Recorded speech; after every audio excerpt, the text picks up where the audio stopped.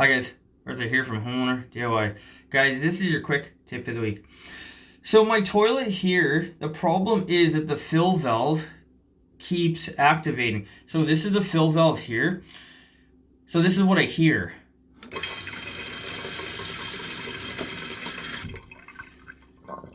So I'm going to hear this sound on a regular basis, which means the flapper for this toilet down in the middle there, the flapper is not holding tight anymore. So a simple way to test this is just pour soy sauce in the tank here. Guys, check out the card. I did a video on how to test this, so you have a simple way to figure out if you have a flapper issue. But my flush valve here is leaking. This one has a flush valve, not a flapper, but they do the same thing. So what I'm going to do is I'm going to change it out so I don't have to listen to this anymore. And guys, this will matter when you're on a water meter because you're spending money on water that you're losing down your toilet. So what we'll do now is material and tools. Alright, this is the material and tools list. So this is the flush valve. It's a Mansfield, so it says Mansfield flush valve here.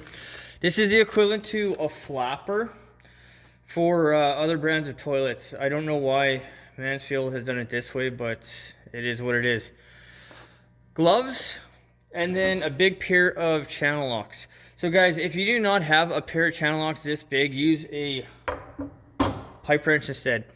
This is the material and tools list for this job, so let's get started. Alright, the first thing to do is to shut the water off to the toilet. Alright, with the water shut off, we can drain out the tank.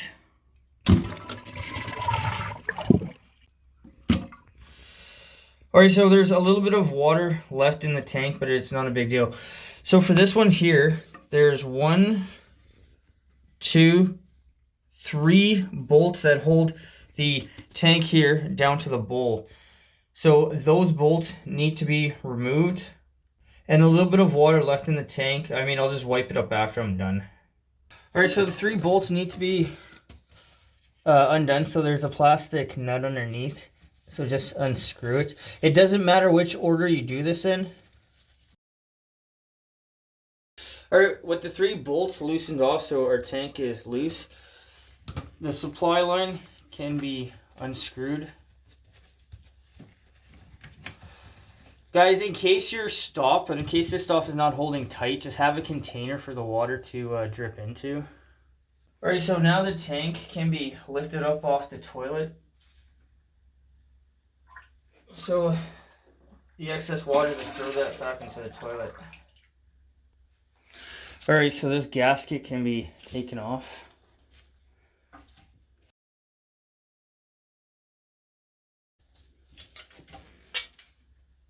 So this is also a good opportunity to inspect the gasket. This one looks to be okay. Alright, so this nut can be removed. So hold the flush valve on the inside.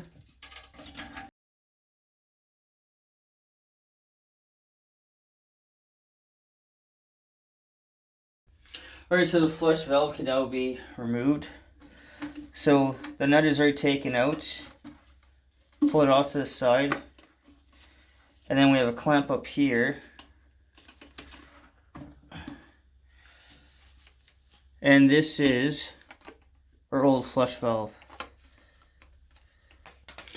Alright, so this is our new flush valve. So the rubber goes on the inside. The nut will go on the bottom of the tank.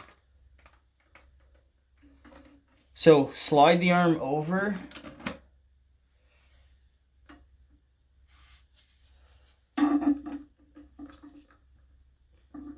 That can be put back in. That's our trailing water.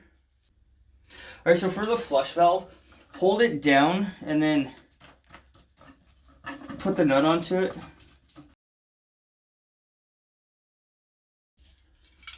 Alright, so we'll tighten up the nut.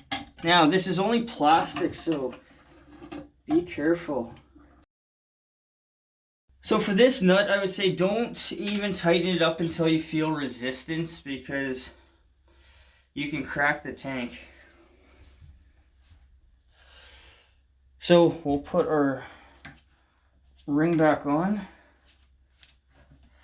Make sure it's seated all the way to the bottom. And now the tank can be put back onto the bowl. Alright, so before you put the tank back down, make sure that you clean this all off here.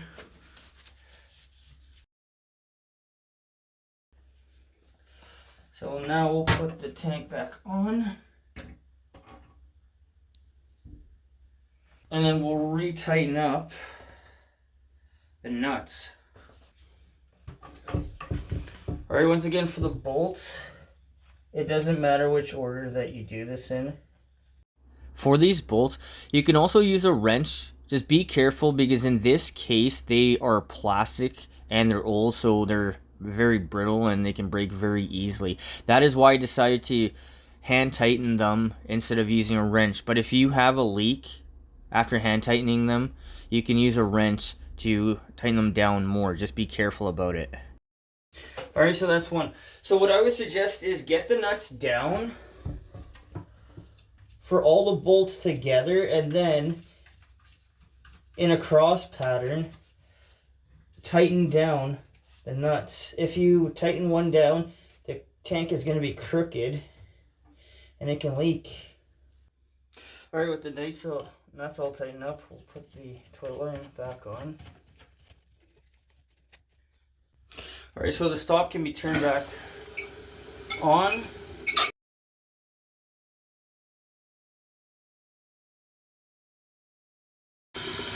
So once the float reaches the top, it'll shut the tank off. Alright, with that done, we'll give it a flush.